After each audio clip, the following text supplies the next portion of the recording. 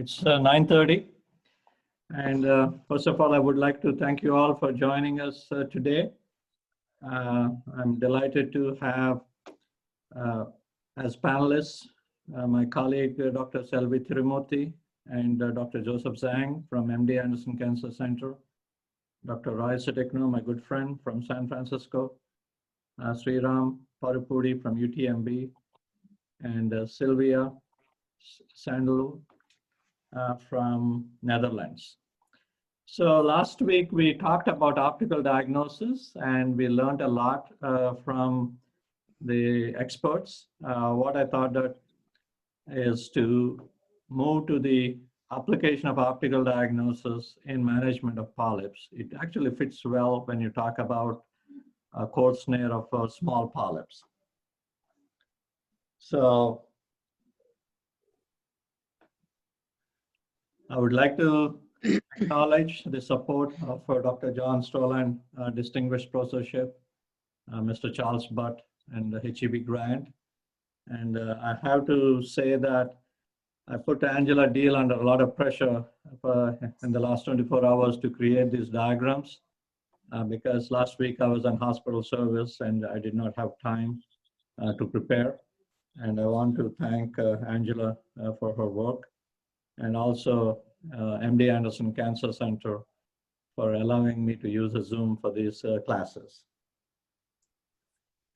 So what we will do is I would like to talk about the following topics in terms of cold snare resection of small colon polyps, when to use a cold snare and when to use a biopsy to remove a small polyp.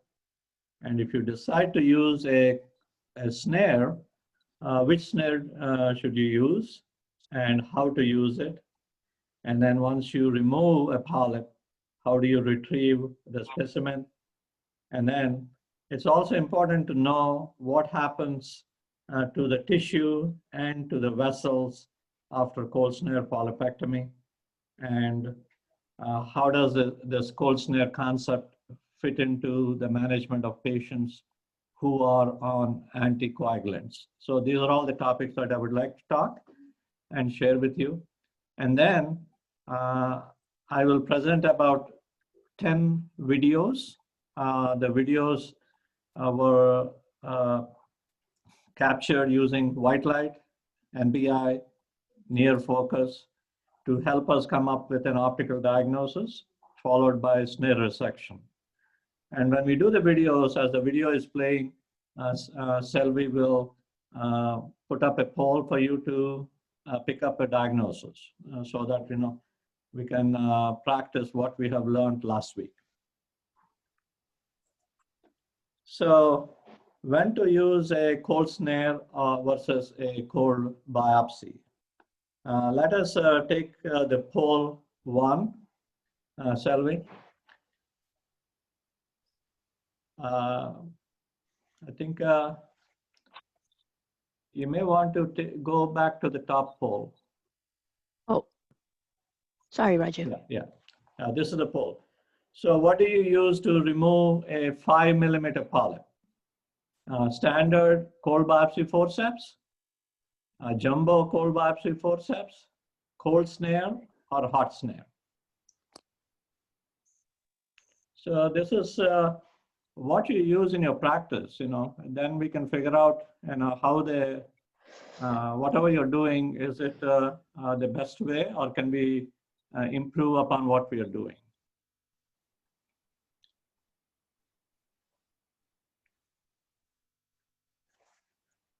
All right.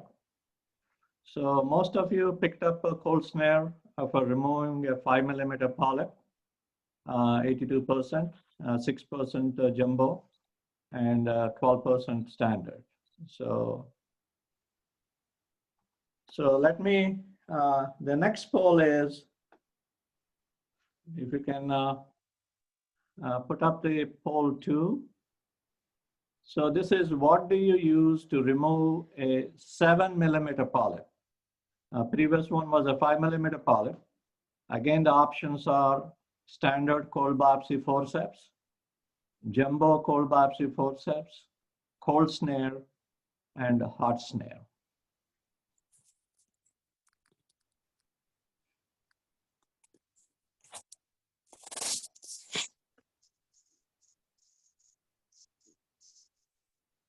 All right. So majority picked up the cold snare. I think it's very encouraging to see this. For small polyps, people are using more of the cold snare. 5% picked up jumbo, cold biopsy forceps, and 10% hot snare. All right. So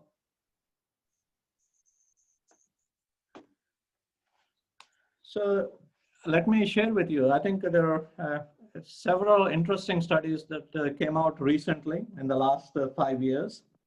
And this is a study where they compared removal of small polyps, comparing cold biopsy polypectomy versus cold snare.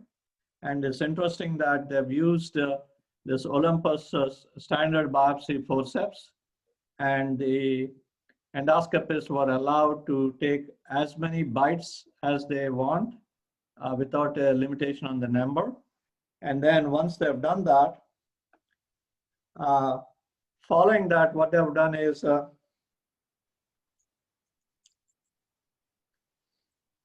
following that, what they've done is they have done an EMR of the base.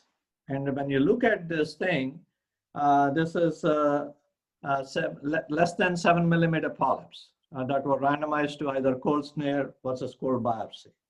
If you look at it, 4 millimeters or less, you're okay with either the biopsy forceps or the cold snare.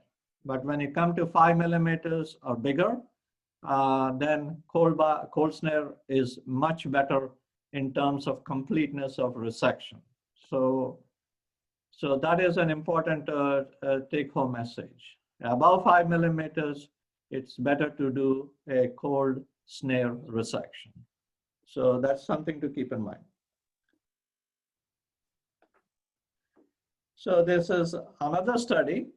The difference between this study and the previous study is that in the previous study, they used standard biopsy forceps, and they were allowed to take any number of bites. In this study, the jumbo forceps made by the Boston Scientific, the radial jaw 4 that most of us use, that was the forceps that was allowed, and the endoscopists were requested to take 2 bites, 2 bites of the polyp, and make sure that with those 2 bites, they were able to get rid of the polyp. And then the other group was cold snare polypectomy. And following the 2 bites, what they did was they took some more biopsies to check whether there was any other polyp left in that area. That's how they figured out completeness of resection. When you look at it, 5 millimeters or less, jumbo biopsy forceps and cold snare, both are equal in terms of performance regarding completeness of resection. So the take-home message is 5 millimeters or less, you're okay with the jumbo biopsy forceps. But the key point is to take one, not just one, you take biopsies till you make sure that there is nothing left behind. That's the most important thing. And when you have that principle in mind, for smaller polyps, 5 millimeters or less, it doesn't matter whether you use a jumbo biopsy or a cold snare. But at the same time, if you look at it, if you have to pass your jumbo biopsy forceps twice, you're wasting time. So something to keep in mind. So the take-home messages are less than 5 millimeter polyp, you could go either with jumbo or a cold snare. So the next is which snare to use. I think there is a poll. So you must have opened several cold snares when you are assisting endoscopy or you're using endoscopy. What is the diameter of a cold snare wire? What's the diameter of the cold snare wire? And what's the diameter of a hot snare wire.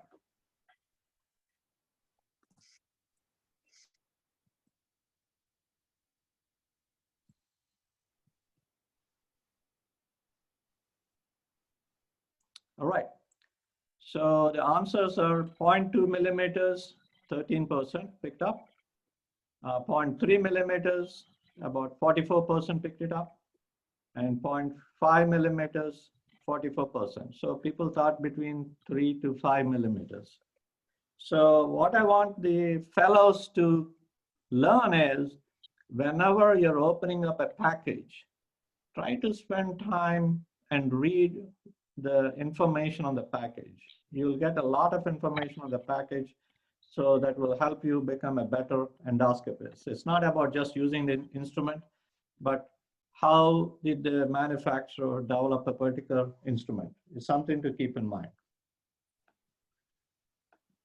So the hot snare that we use is typically about 0.47 millimeter in diameter.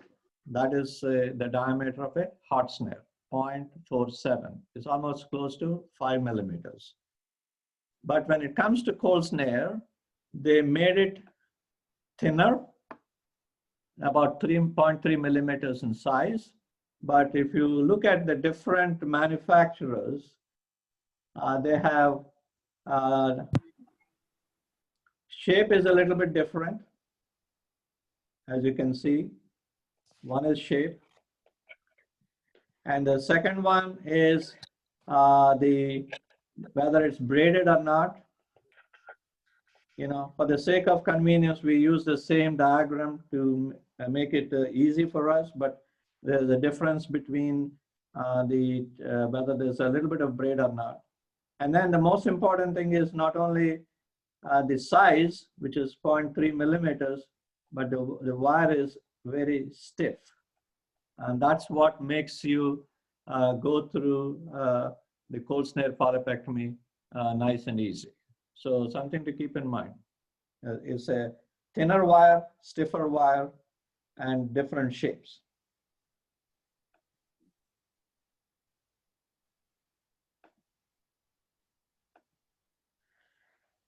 So this is actually a beautiful study that came from Japan.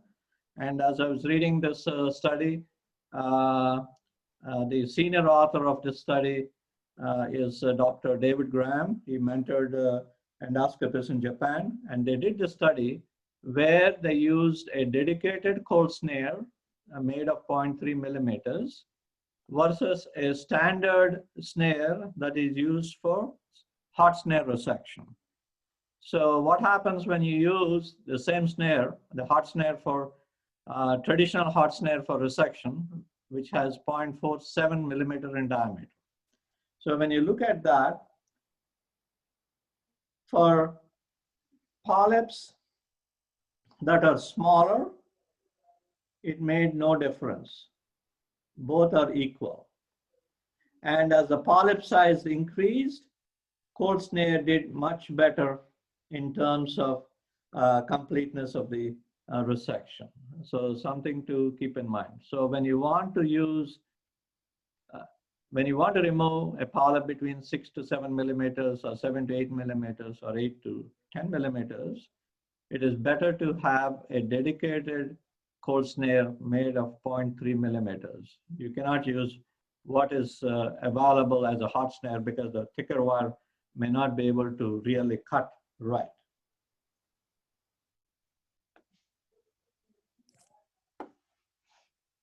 So the next concept is, how do you use a cold snare? And what I would like you all to do is, if you have time, you go to a very interesting article published in Clinical Gastroenterology and Hepatology on how to use a cold snare. This was written by Dr. Raj Keshwani, who is currently on faculty at Northwestern. So I basically used his article to prepare this talk, and the concepts are the same. So the most important thing is, when you see a polyp, The first step is to position the polyp in the lower quadrant between 5 to 7 o'clock position. So you have to rotate your scope to bring the polyp to the lower half of the field, typically between 5 to 7 o'clock. So in order to do this, the most important thing that people need to keep in mind as a trainee is to practice short scope to the cecum. If you can reach the cecum in 60 to 70 centimeters, every time you do a colonoscopy, and don't rush in with a long loop to reach the cecum fast, you will become a better colonoscopist. A short straight scope would allow you to maneuver the scope easily and be able to bring the polyp wherever you want by just torquing the scope a little bit. So that is a very important principle in colonoscopy. So the most important thing is bring the polyp to the lower half. And next, you apply the snare. And when you apply the snare, there are 4 important principles. And what are the most important principles? You want to have the snare visible and stable. So you shouldn't be having a snare moving all over the place. The second one is you should anchor the tip. When it comes to the tip, it's not only this tip, but also this tip. Both are important to anchor so that you can actually be able to provide a good cold snare polypectomy. And keep the snare parallel to the wall, not at an angle. If you go at an angle, you don't know whether you're going to cut through the muscle. Although, at least in the literature, no perforation was reported, but people do describe that they have seen a perforation, but not published in the literature. So keeping the snare parallel to the wall is really critical. Whether it is cold snare, hot snare, that is the most important principle. Keep the snare parallel to the wall. And finally, it's also important to have a resection that is complete en bloc and margins are free from tumor. You need to have a rim of tissue, a rim of normal tissue in all quadrants away from the tumor. So these are the most important principles.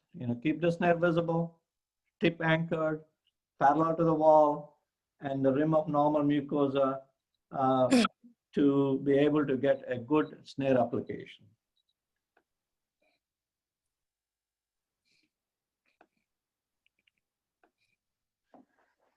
And finally, when you cut the polyp, one of the concerns with cold snare polypectomy is loss of specimen compared to cold biopsy polypectomy, because once you biopsy, the polyp is in the cups and you will always have the tissue.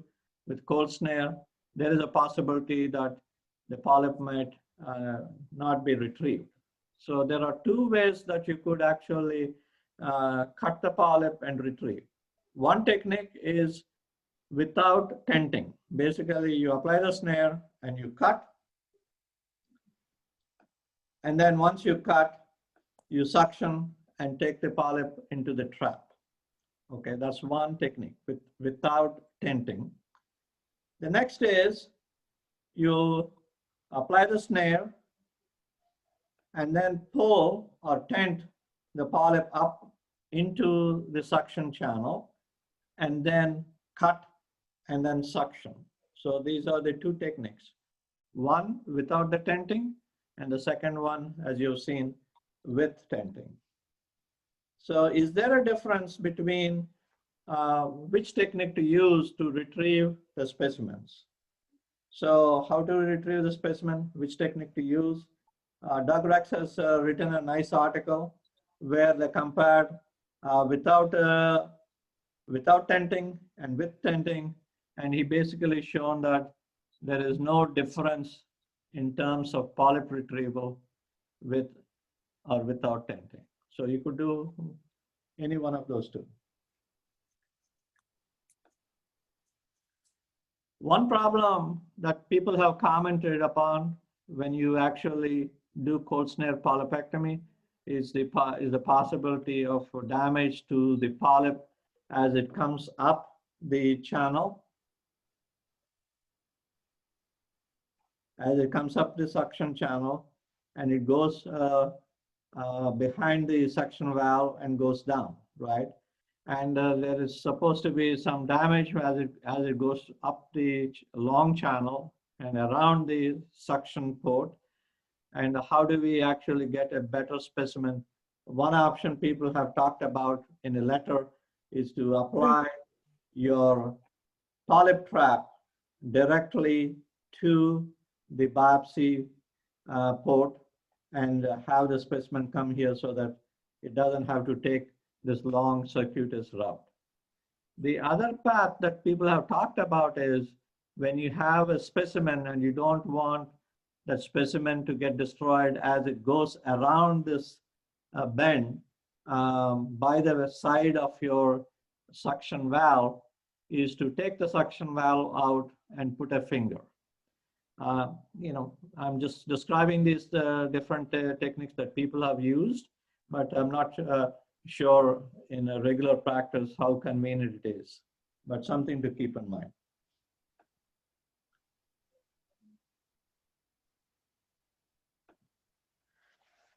So the next topic is, once you do cold snare, what happens to the tissue in terms of the depth of the resection? What happens to the blood vessels is something for us to keep in mind. And if you learn that, we will appreciate the value of cold snare in patients undergoing anticoagulation. So this is a very interesting study where they looked at cold snare versus hot snare. Basically, they've used the Captivator 2 as the snare, which can be used for both cold and hot. And when they looked at the depth of the resection, submucosa, ability to get submucosa is limited with cold snare compared to hot snare. So one thing that you have to keep in mind before you do a cold snare on a polyp is that you have to be confident that you're not cold snaring a cancer. Although small polyps are least likely to have cancer, there is a very small incidence of cancer in a very small polyp. But if you think that there is a polyp that has cancer, it is better not to use a cold snare because you would not get enough submucosa to make a diagnosis of about the vertical margin clearance. So if you think there is a cancer, avoid cold snare. Probably best is to do EMR so that you get enough depth of the submucosa. The second concept is, again, this is actually another study. Dr. Graham served as a senior author to a group in Japan that compared hot snare versus cold snare in terms of delayed bleeding. And what they've shown is when you use a hot snare and you look at the resected specimen, the percentage of blood vessels that are damaged is much higher with a hot snare compared to cold snare. And what it translates into is if you have a damaged vessel, as time passes by, the damaged vessel is likely to bleed and account for the delayed bleeding that we see. So this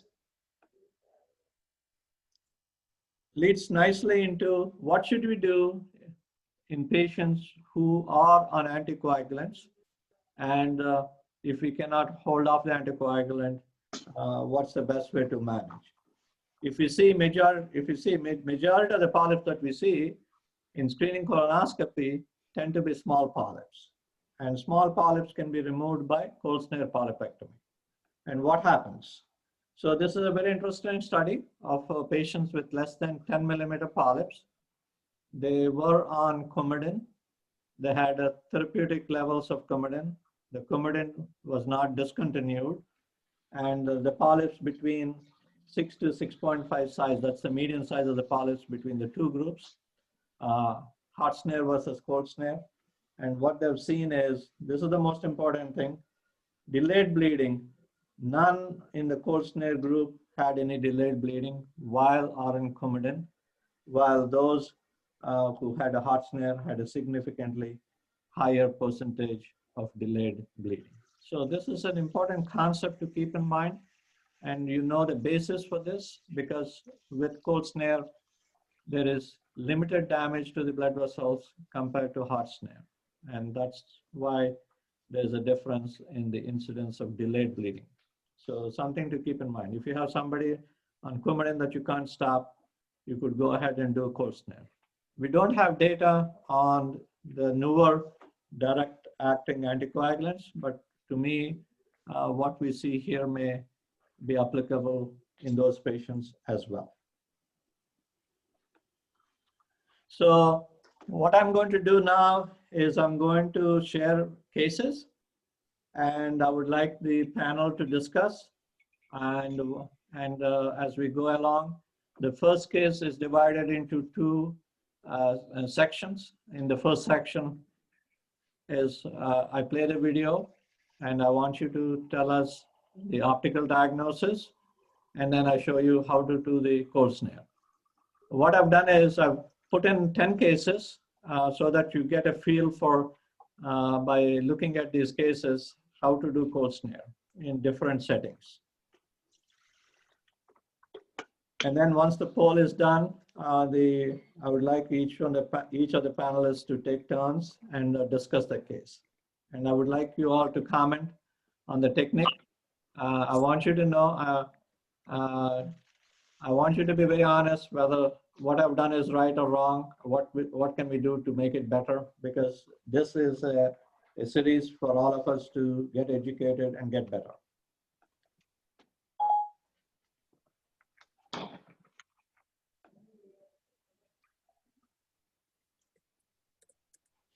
Okay.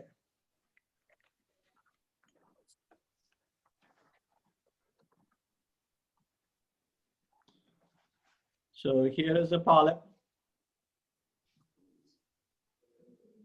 white light, NBI,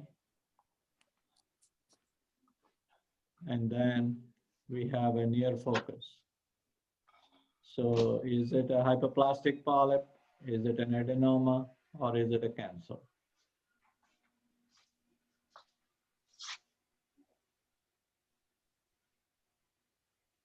All right. Okay. This poll is 40% said hyperplastic, 60% said adenoma. Roy.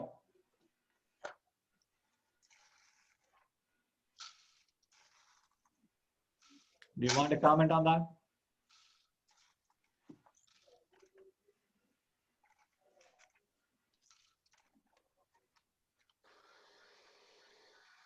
Sylvia, you want to comment on that? I have briefly looked at the polyp, and I hope just to get a bit closer, I think that at about 11 o'clock, I see some lacy vessels. So this would be suggestive for a hyperplastic polyp rather than an adenoma. But again, it's a very small lesion. So I would like to have a near focus image to get closer to make sure that it's not an adenoma. Okay, okay. One thing is you need to bear with me is this, when I'm presenting on the Zoom, I don't have control to go back onto the video. So I see that. it's Okay, a little bit of okay. a technical issue. But this is real life, I think. This is real life. We don't have all the time perfect situations. So real life is very different. All right. So you're right in terms that there are some vessels there. It could be hyperplastic. And when you're in a little bit of a doubt, you would probably say I'm low confidence or high confidence based on whatever. And then you resect and send it to pathology, right? So So let's see.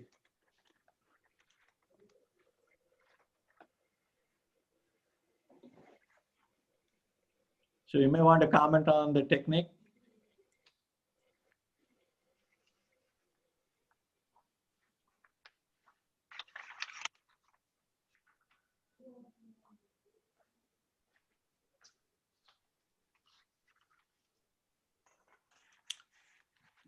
Sylvia? Yes, I think that's a very beautiful illustration of using a cold snare to remove this small polyp. I use the same technique, just opening wide the snare, getting as close as possible, and trying to aspirate the air a little bit to make sure that I'm in a stable position before cutting. So That's good. That's good. Thank you. Really appreciate that. All right. So, Selvi, what's going to happen is from this one onwards, we don't have a stop. The video will play and let the people take a poll. All right.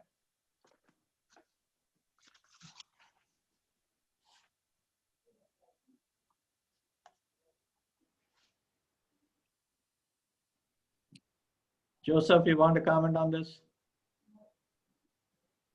Sure, absolutely. Okay, so, okay. Okay, from the previous portion of the video with MBI, it appears from the brief time that I was able to analyze it, at first glance, it did look like the color of the polyp appeared, on MBI at least, appeared to be similar to the background, but on the near focus, it looked like there may have been some ovular structures on the surface pattern. So I wish I had a chance to kind of look at that a little bit longer. The technique there, getting a nice rim of normal mucosa around the lesion was very nice. We can see at the center of the post-polypectomy site, there's also a submucosal cord, which is expected after a cold snare. So that's this is a very good technique there. But I suspect that maybe I wish I had a chance to look at that MBI a little bit better. All right. So what I'm going to do is I'm learning as we're going. So the next one is yours. So you pay attention. All right. The next case you're going to comment. Joseph. Okay, got it. So what's happening is I want to share with you that these videos are the moment I saw the polyp till it was resected. We didn't do much of editing to just give a feel for it.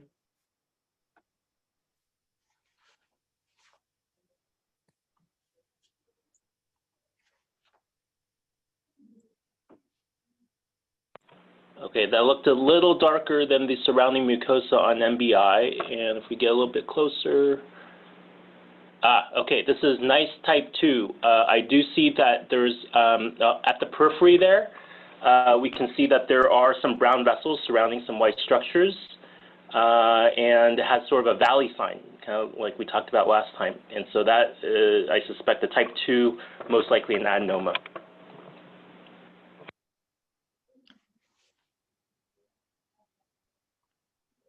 All right. Okay. Is Roy there?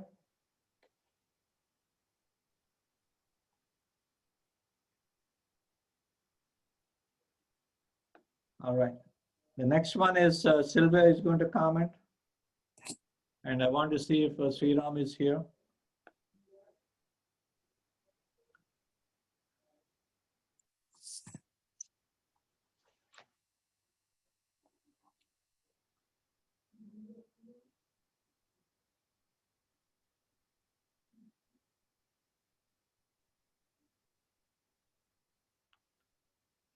Looks like a adenoma with a low confidence. It's just, there is a color contrast. There are some pits that are identified, but the angle of with the angle at which it is, I'm not able to clearly see it. That's why I said adenoma with low confidence. But now it looks better. I think it's an adenoma. Yes, agree.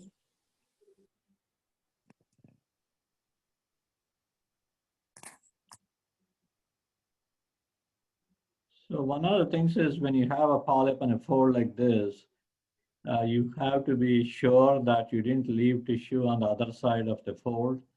And by having a cap-fitted endoscope as part of your routine colonoscopy, you will be able to examine much better your resection. Like, here we are documenting that we removed the polyp and the margin looks clean without any residual polyp. For the sake of trainees, I would like to make one comment. Get into the habit of not only documenting the polyp, but documenting your resection to show that every polyp that you have removed completely. And if you can put a sequence of events as what you did as part of your procedure with images, that will be a better quality colonoscopy report. So get into the habit of documenting the polyp and documenting the completeness of resection. I Professor just have Raju? one comment to make, if I may. Please. Yes, please. Yeah, it looks like there was some inherent difficulty in bringing it to a better position. That's why it had to be done in that angle. And also from the very reason why we do this is for an adequate polypectomy. So sometimes I tend to inject it if I'm not too clear that additional tissue is coming, normal tissue is able to come into the snare or not. Because in cold snare of the smaller polyps, it is very easy to include the surrounding tissue, whereas as the size of the polyp increases with the angulation being different, sometimes it is difficult to get the normal tissue into the polyp, whereas after injecting it becomes much easier. Yeah, that's an excellent point, Sriram. I think even though you have a difficult access, it's good to inject to get it into a better position. Sylvia, please. You made a very excellent point that we have to document the polyp, to document the resection place, and always check with the histopathology, at least in the learning phase, to make sure that our prediction of histology was a correct one. I think it's very helpful to check, at least in the first 100 polyps, to check with a classical histopathology. Right, that's good. The only additional point, if I may want to make, can I? Please.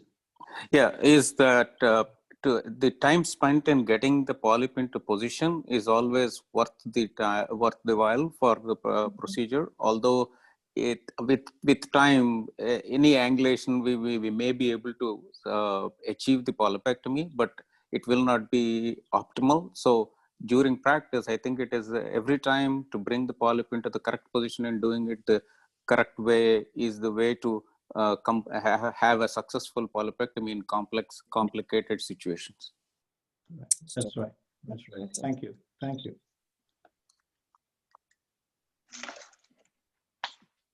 Roy? I don't know whether Roy is here. We lost contact. Okay. All right. Wait. Here. Okay. So you're going to talk about this polyp. Because the video I can't stop. That's why I'm picking each one of you to take turns. So Roy, you're going to talk about this one.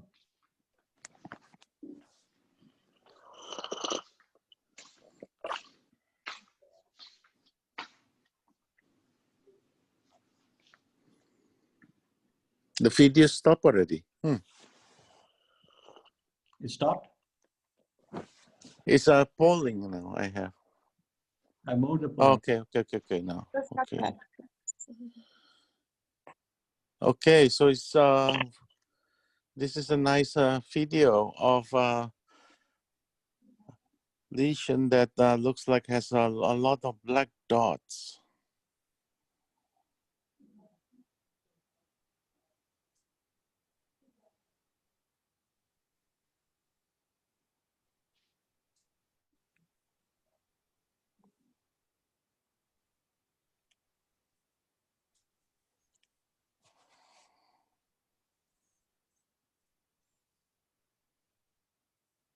Beautiful.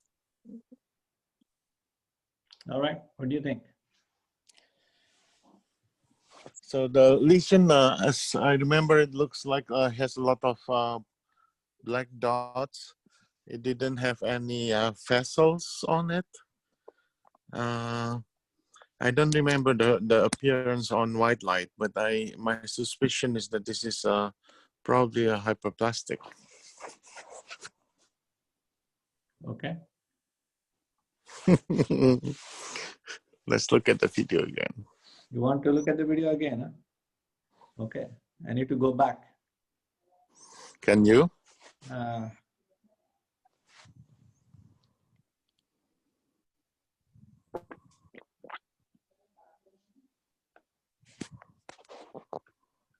Okay. You have to close the polling, I guess. Yeah, okay. So this is mainly black dots. There's no vessels.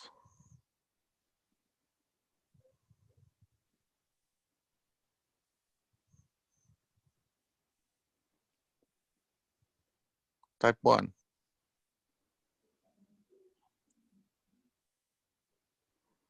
Okay.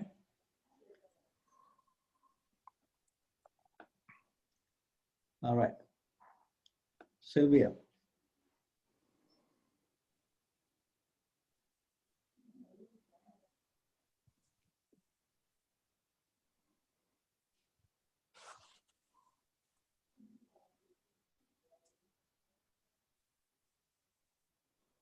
As you can see, I'm putzing with my buttons.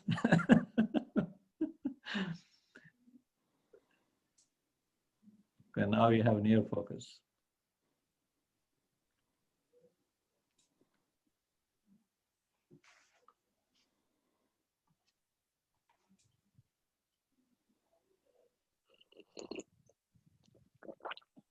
So what are your thoughts, Sylvia? I think that this is a small adenoma. It's a little bit darker than the surrounding Right. mucosa. Right. The blood vessels are very subtle, so that's difficult to, in a moving colon, to see the real vessel pattern. Right. But when I look to the epithelial surface, I still see the white area surrounded by darker structures. So this would be for me an adenoma. Okay, that's right. All right, Joseph. Okay.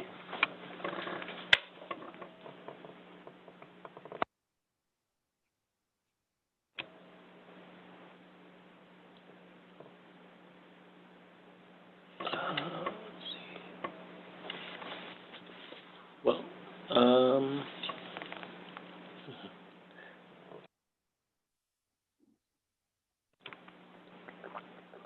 well, in the brief glance I was able to see that, I saw that there was the overall, on MBI at least, the overall sort of coloration appears to be similar to the surrounding mucosa. Didn't see any lacy vessels. They look like there were maybe a few dark spots. So I would suspect that this is nice type 1, maybe a hyperplastic entity. And that was a good technique there with a nice margin of normal mucosa, good orientation, nice submucosal cord right there in the center. All right. Mm-hmm. All right. Sriram. Ready. Yeah, it's darker than the surrounding. There is a brain pattern on it. That's my cheat sheet for in my mind. I think it's an adenoma.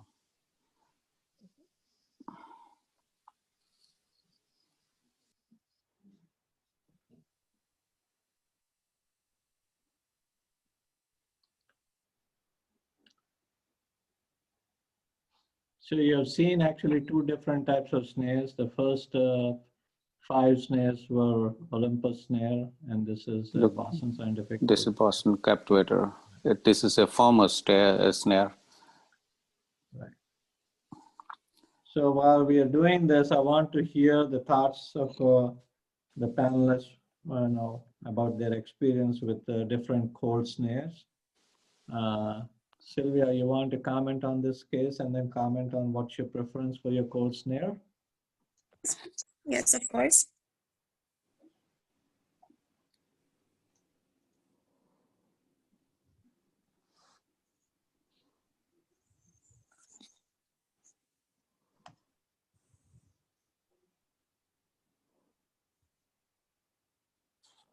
You think you see Dr. Roy Sitikno's valley sign here? That's difficult, but I was thinking to a small adenoma because we see it's darker than the surrounding mucosa, and we see the dark blood vessels surrounding whitish structures. I think that this is a small adenoma, and in my experience, a captivator snare is a good option in this case. Sometimes a hexagonal snare can be useful for these small lesions, just to get a stable position. Yes, that's a nice capture. Also normal surrounding tissue.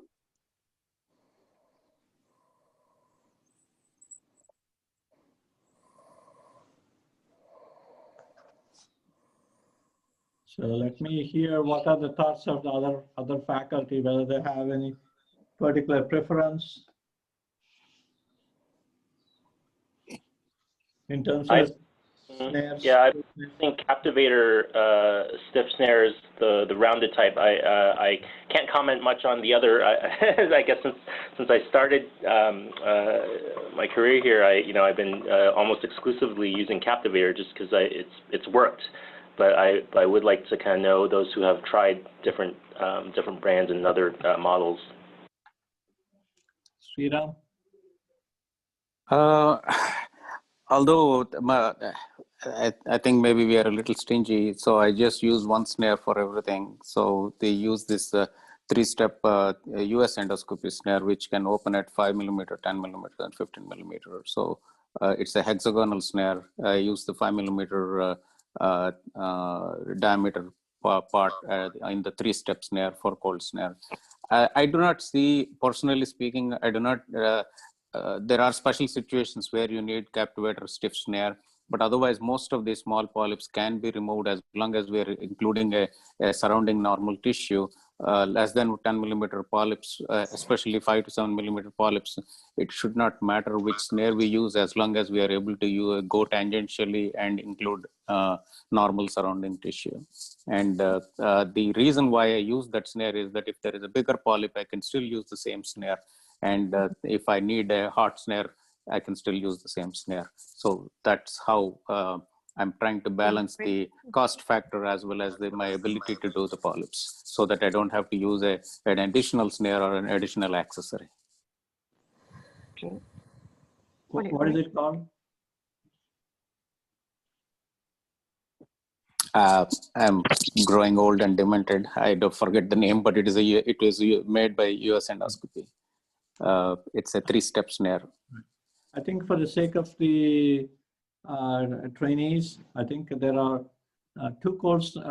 There are other companies that make a cold snare that can act like a hot snare as well.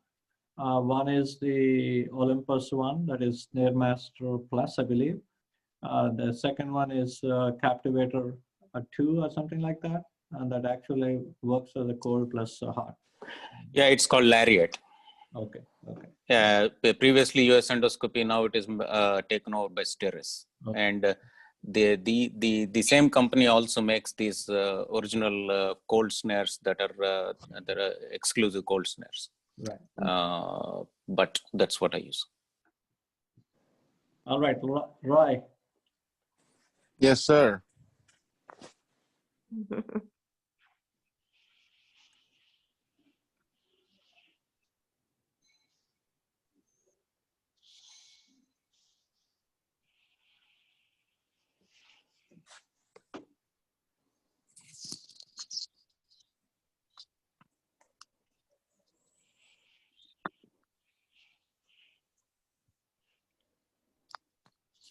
Sorry for looking at the blank screen without the polyp there. I'm just trying to get my snare out, I guess.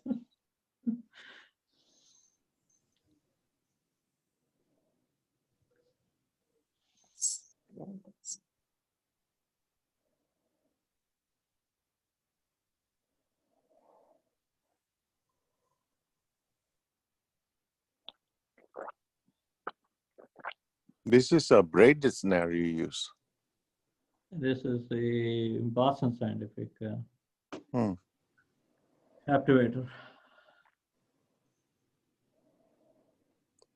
So one of the things is you notice. It's nicely cut. Right, right. One of the things you notice is I was trying to, sometimes you may not be able to put the snare flat, and you think about your snare like a tennis racket, and if you can think about a forehand or a backhand shot. And if you look at it here, this video, I want to play with this video one more time. That is so that you appreciate how to move your snare, either using a so-called forehand technique or a backhand technique. Mhm.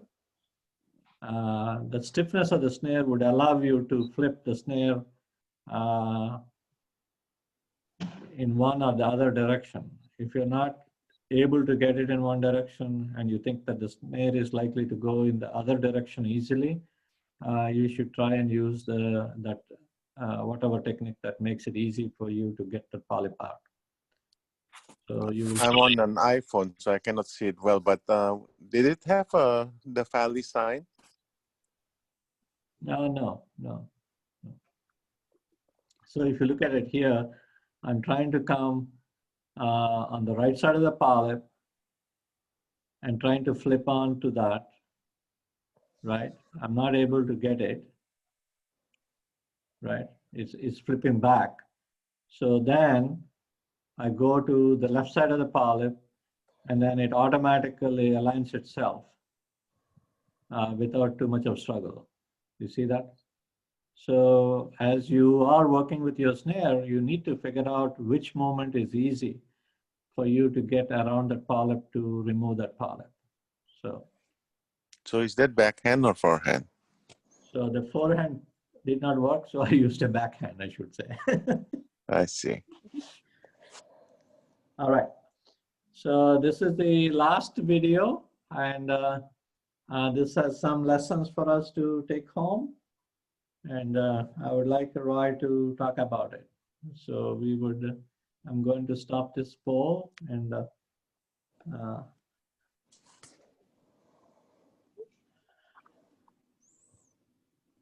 so you may It's want a to little bit. comment on that, Roy.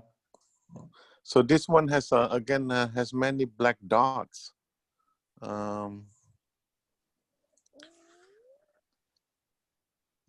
In some few, just very briefly, it was more whitish. It's probably type 1. Okay.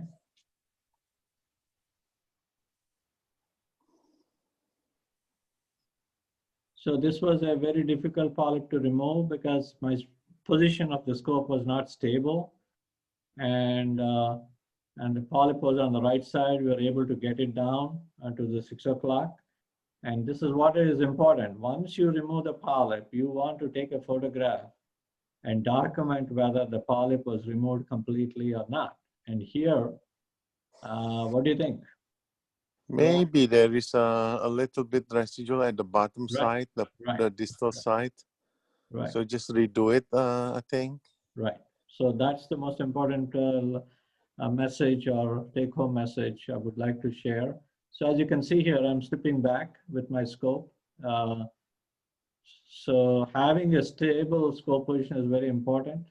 So we go back again, and then we decide to snare it again. And as you can see, this is a long shot, right? You're doing it from a long distance away. That's not the way you should do the procedure. But here, my position was not in a good position, so I'm trying to get a good position and get closer to the polyp and try to resect the polyp with a little more margin. As you can see, I'm pressing at the tip of the plastic sheet of the snare to anchor. That's good. Now it's all done. Right.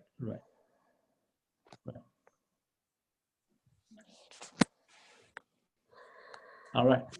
So that's where we end, and let's open the session for questions. Any questions? Hi, Raju. Thank you so much. So questions, we have a question. Is there any technique that you or the panelists use to change the orientation of the way the snare opens over the polyp? So you referred to forehand versus backhand. So I think this speaks to that point. And do you try to torque your scope to change the orientation with the snare still inside of the channel, or is there any maneuver that can be done with the snare by the technician? Or do you just take the snare out and then put it in again and hope for a different orientation? I would like to hear from the panelists and then I will comment. Roy? I think it's very important to put it at the direction of the channel. So putting it at the direction of the 5 p.m. is critical. How do you put it there? I think you use the left and right knob, and then slight adjustment using the torsion of the right hand. Other than that, I don't know of anything else that we try to do. I don't usually move the patients around. I don't use abdominal pressure. Maybe in less than 1%, maybe. Yeah. So it is usually using the fine control of the tip deflection control. Sylvia, what do you do? In my opinion, there is not a universal answer to this question because we have to adapt to the particular situation. I used to torque the scope usually, and as Roy pointed out, fine movements of the tip may help, but I also change the position if it doesn't help with the other methods. So we have to just use the conditions and our creativity to find a solution. Sridham? I'm lazy, so I try not to move the patient as much as possible. So I don't hesitate to ask for help. So I try to rotate the scope, and for me to be able to safely perform the polypectomy, I would ask either the fellow or the technician to hold the scope in a particular position so that I can complete my hands are free to complete the procedure. And sometimes changing the plane also helps, in my opinion, like either keeping the head up position or head down position, because then either with water or with air insufflation, the dynamics change inside, the view changes, and it might help in completing the procedure. Joseph? I agree with the comments so far. I think, of course, adapting to the circumstances at hand. I feel that because we can't predict often, what the orientation of the actual snare would be coming out. In my experience, as long as the polyp is between sort of 4 o'clock to 7 o'clock in that sort of lower area of the field of view, if the snare is sort of at an angle, then that may actually work to my advantage. If it's just a little bit off, maybe like 6 or 7 o'clock in the position, I may sometimes withdraw the colonoscope a little bit and then go back in and see if I might get a different orientation and if I could reduce the loop if present. So we just kind of have to work with what we have. Selvi? I agree. I think you just, like Sylvia said, you just have to be creative and come up with a solution for whatever's going to get the most complete resection possible. Right. So a couple of things. I think I would like to keep trainees in mind, and I want to share a few thoughts. The most important thing in colonoscopic therapy is your ability to have a good scope tip control. I think as you practice your endoscopy, if you are able to reach the cecum in 60 to 70 centimeters with no loop, you will have a much better control. I think you should practice that.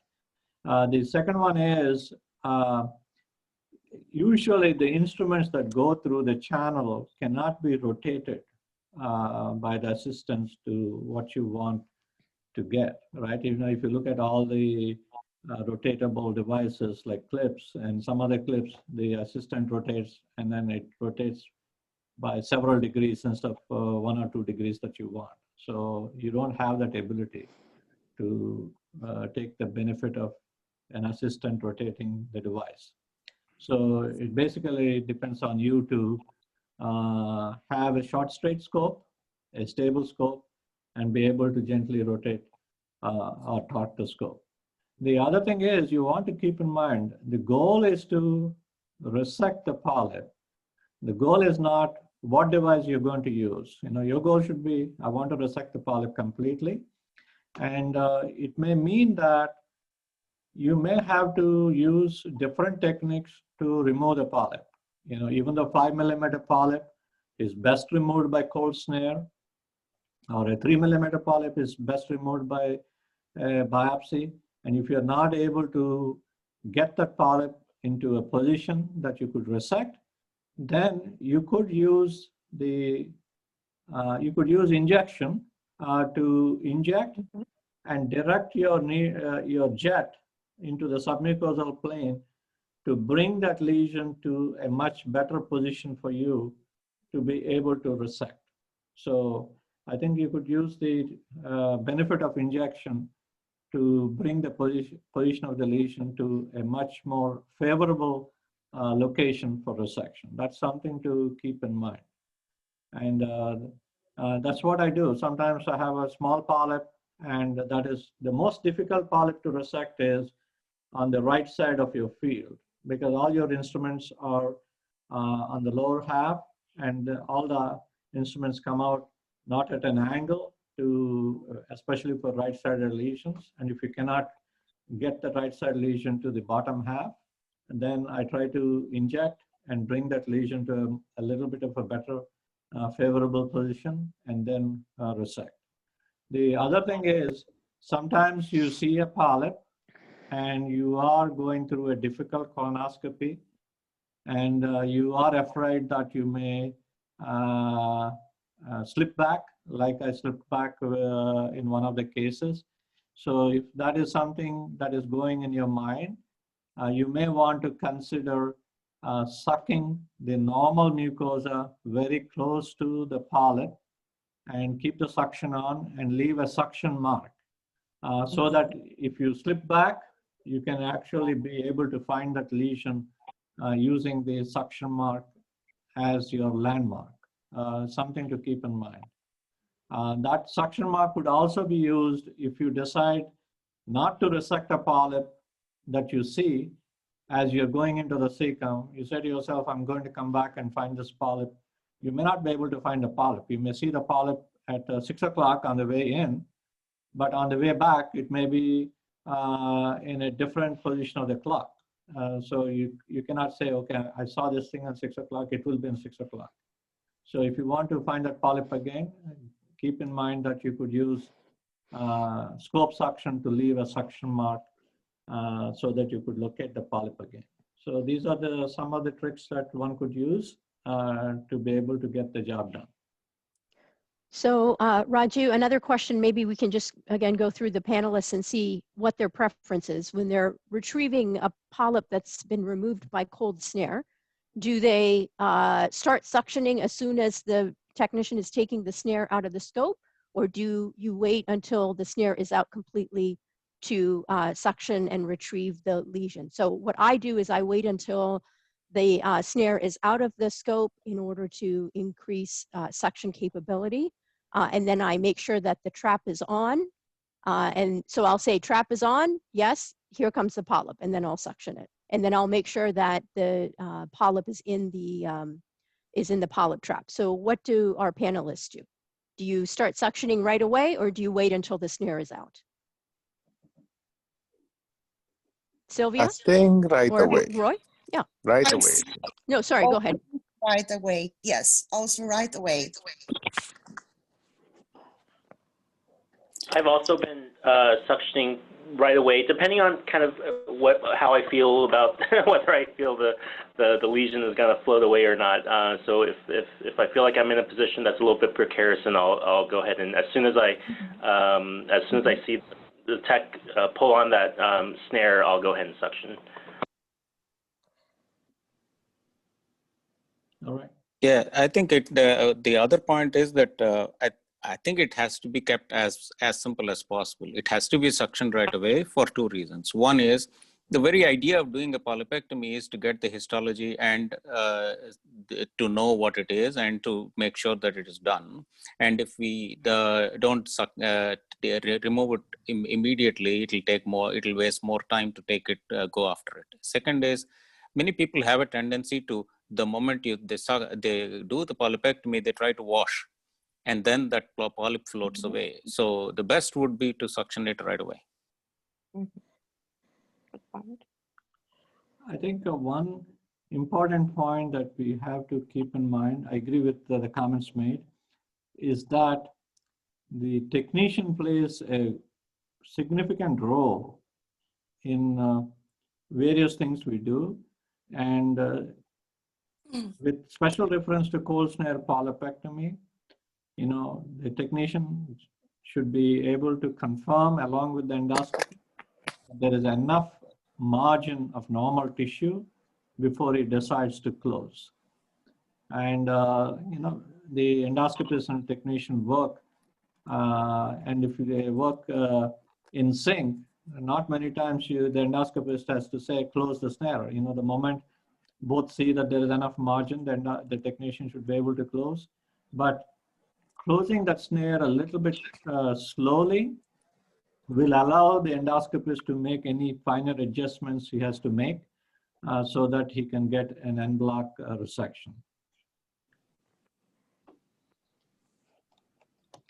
All right.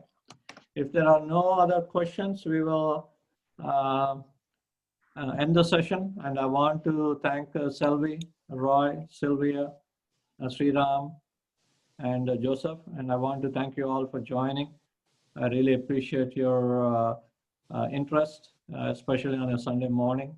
And for some in Philippines, it's late in the evening. I hope these sessions are useful. Thank you. Thank you. Thank you, Raju. Thank you, everyone. Thank you, everyone.